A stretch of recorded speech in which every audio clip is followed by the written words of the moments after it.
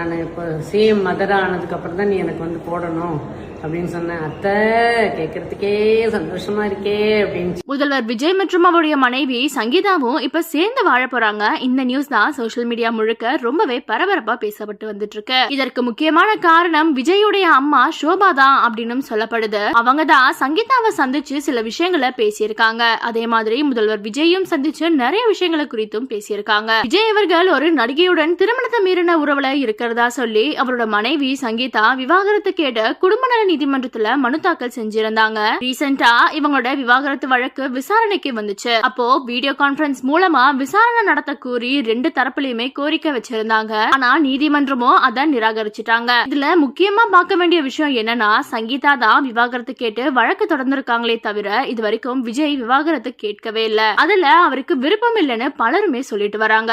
மகன் ஜேசன் சஞ்சய் மற்றும் மகள் திவ்யா சாஷாவோட எதிர்காலத்தை கருத்தில் கொண்டுதான் விஜய் இந்த வழக்கை தள்ளி போடுறாரு அப்படின்னு சொல்லப்படுது. இந்த நிலையில தான் விஜயோடைய அம்மா ஷோபா அவர்கள் சங்கீதாவை நேர்ல சந்திச்சு பேசியிருக்காங்களாம். அதுல நடந்த விஷயத்தை எல்லாத்தையும் மறந்துட்டு நடக்க போற விஷயங்களை பத்தி பாருங்க. மகன் மற்றும் மகளுடைய எதிர்காலத்தை நினைச்சு 2 பேருமே சேர்ந்து வாழுங்க. உங்களுக்குள்ள என்ன மனஸ்தாபம் ஏற்பட்டுச்சுன்னு எனக்கு தெரியல.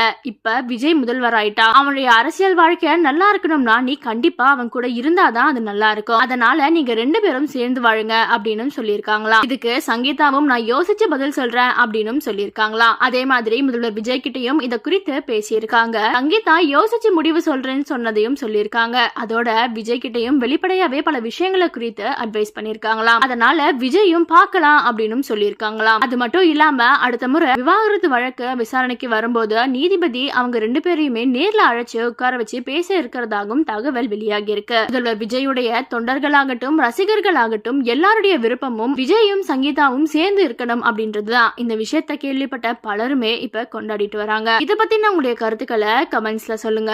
அண்ட் மறக்காம சேனலை சப்ஸ்கிரைப் பண்ணிக்கோங்க.